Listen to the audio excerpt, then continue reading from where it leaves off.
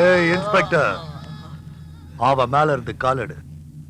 உனக்கு என்ன வேணுங்கிறது எனக்கு தெரியும்.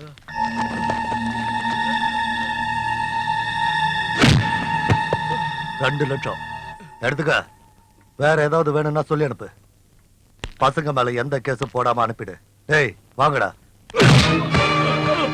முதல்ல ஒன்ன உள்ள தள்ளி முட்டைக்கு முட்டை தட்டி நான் யாருன்னு காட்டுறேன். ஏய், என்ன பத்தி உனக்கு தெரியாது. நான் யாருன்னு காட்டுட்டுமா காக்கி சட்ட நாயே?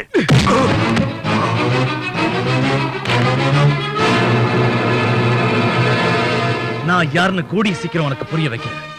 நீ இல்லடா, உங்க அப்பா வந்தாலும் இவங்களை இங்க இருந்து கூட்டிட்டு போக முடியாது.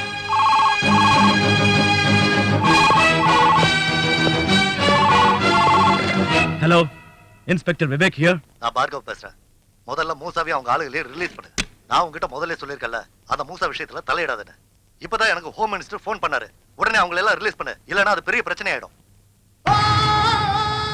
யார் மேல கைய வைக்கலாம், யார் மேல கைய வைக்க கூடாதுன்னு தெரிஞ்சு நடந்துக்கையா. வாங்க இங்க.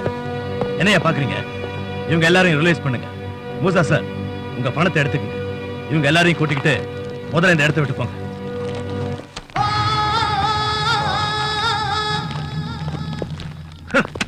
இந்த நாட்டுக்கு போலீஸ் ஸ்டேஷன் தேவையில்லையா? நாமெல்லாம் இருக்கிறது தண்டையா? உண்மையிலே தண்டம்.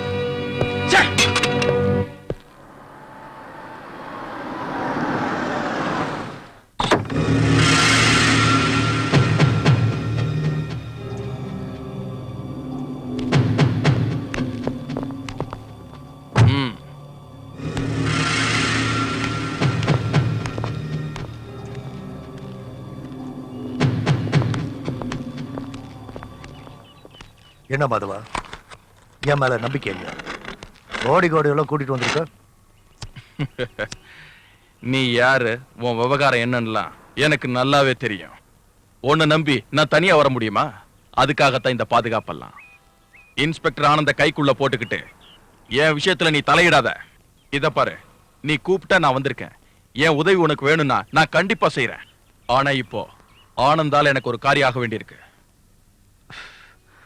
நான் சொல்ற வேலையை நீ செஞ்சு பிடிச்சா உனக்கு உதவி செய்ய நான் ஆனந்த அனுப்பி வைக்கிறேன். என்னது? இது வரைக்கும் எந்த போலீஸும் என் கண்ணை பார்த்து கூட பேசினது கிடையாது. ஆனா அந்த எஸ்ஐ விவேக் என் மேலே கைய வச்சுட்டான். அவனை நீ போட்டு தள்ளணும்.